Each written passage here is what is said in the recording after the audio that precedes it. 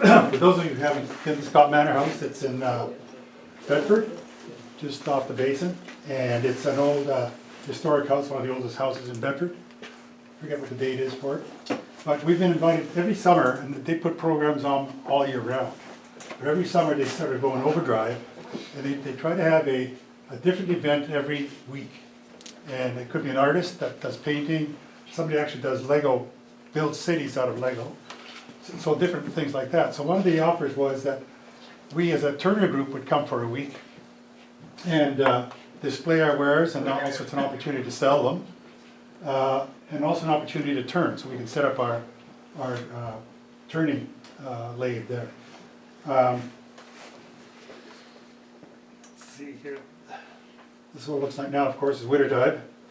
But there is a, what they call a carriage house. The old carriage house is perfectly burned down, so what they have instead is a new garage, which is this outfit here.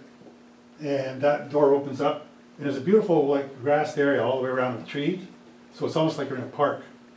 And it's really well attended all year round. So it's really a museum, as well as a place where they do all kinds of crafts and music, as well as other events that they do have there. But they are really, so this is the room they have for us. It's about 19 by 24 feet. It has lighting all around the perimeter, and they have a bunch of tables that we can use for that to set up our stuff all around. Right now it's set up for some show that they were doing, but the chairs can be removed obviously. And they have a projector if you want to ever showcase anything, you can do that as well. But so it's a very nice room. It's all lockable, so you can leave your stuff there. They lock up, and the whole house itself is armed, so it's a pretty safe place to leave anything that if we Security system armed. The security system armed, right? Yeah.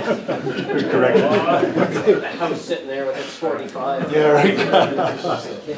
Yeah, so and they do this great advertising campaign, but they come up with a brochure. It's like a fold-up thing. Here's an example of the events of last year.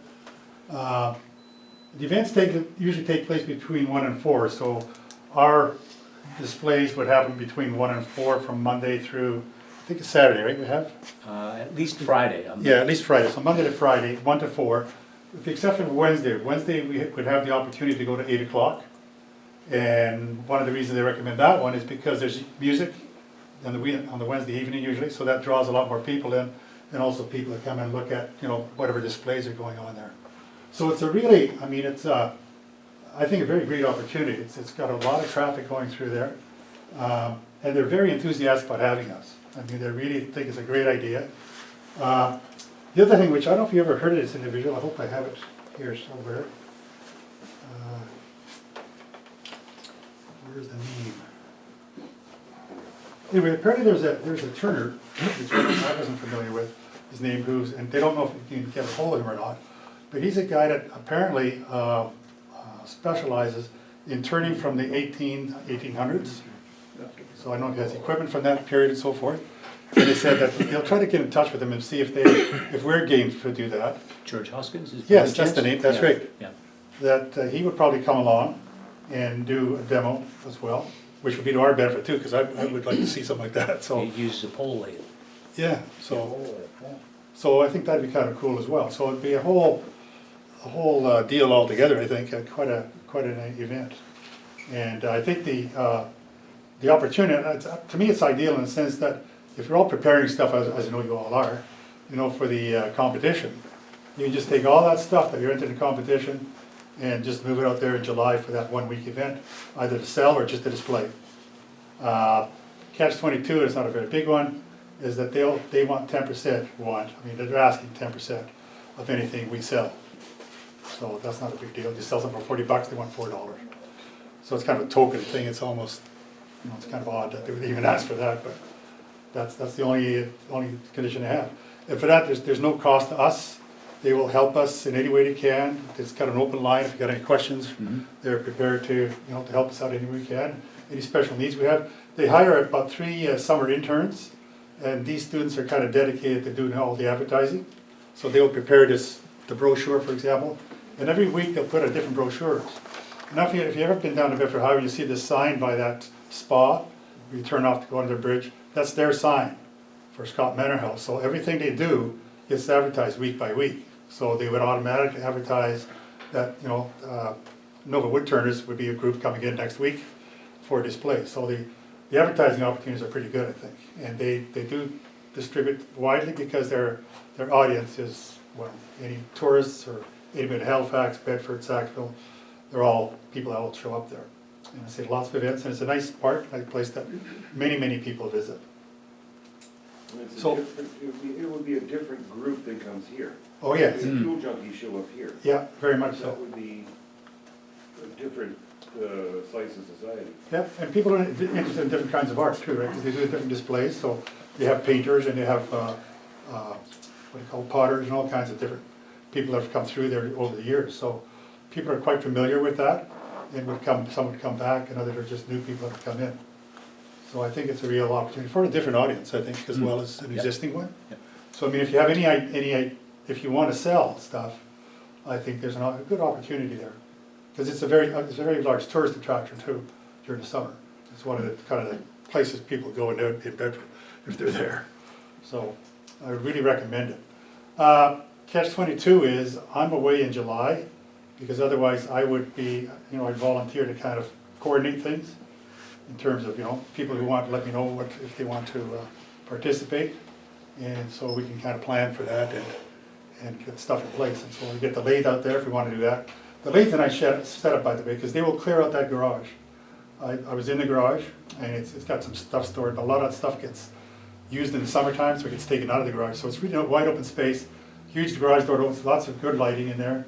So it's right, as you walk in towards the house, you pass it, you can't miss it. You have to come by the garage to get in there. So that picture you showed us, was that the garage? Yes, Okay. yeah, so it's a single car garage, which is nothing, but it's quite large.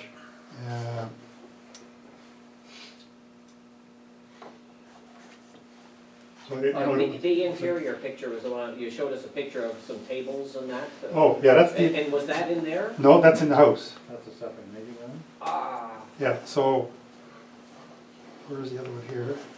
are you telling us we'd be turning in a different room than where our stuff for sale is Yeah, set you'd be up? turning, we talked about that. They were kind of up the idea that we'd turn in that room, but then, I kind of said, well, wait a minute, this is a museum, it's got a lot of stuff in it. We generate a lot of dust, and it probably is, and they said, yeah.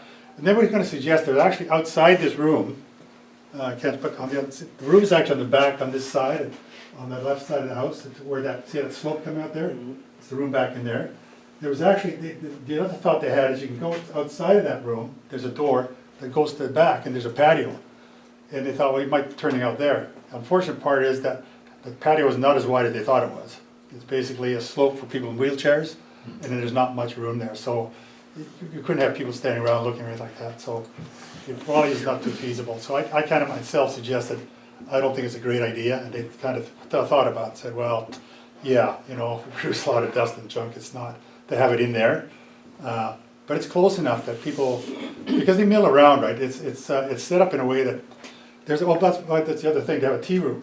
So people will go there for lunch, or they'll have tea or whatever, and they can wander around. They also wander around the grounds. Well, the garage is right face of the grounds, right? The garage is right to the right of the house, so you can't miss it really. And I'm sure, again, if we wanted, we could put signage up there. So I'm trying to get a visual of the layout.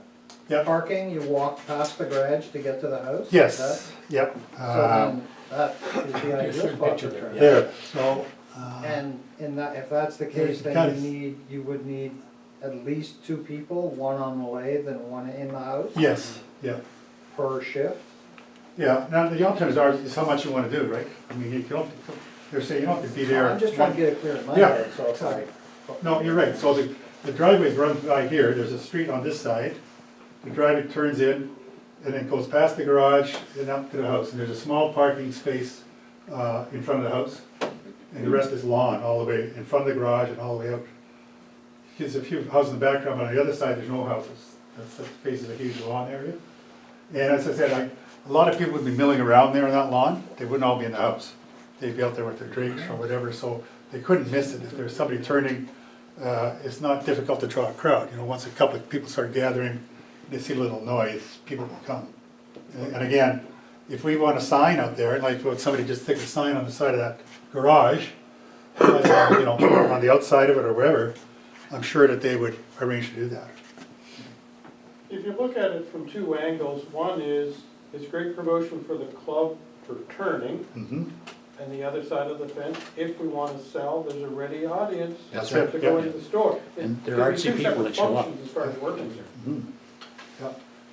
And so there, I mean, they don't, it's up to us. If we wanna sell, we can sell. If we don't wanna sell, we don't have to sell. So you can just display stuff if you want. And, you know, whatever we wanna ask for the stuff, that's up to us. And, but basically, we just require one person, you know, that's there from 1 to 4, so it's 3 hours over 5 days. I'd say I would do it if I were there. Unfortunately, I'm not in July, but, and somebody who wants to turn, or people who would wanna just come by and turn, whatever they have a moment. But I think it's something really worthwhile to think about. And as I say, it may cost you no time at all, in the sense of you having to go produce stuff if you don't want to. If there's stuff you have, you can bring it. You know, I myself, I got some stuff sitting around that's been sitting around for ages. I'll be happy to take it over there, and for display or just for sale, doesn't matter, I don't care. But as I say, they're a very welcoming group, and they're really very happy to have us. I think it's a great idea, so I would agree.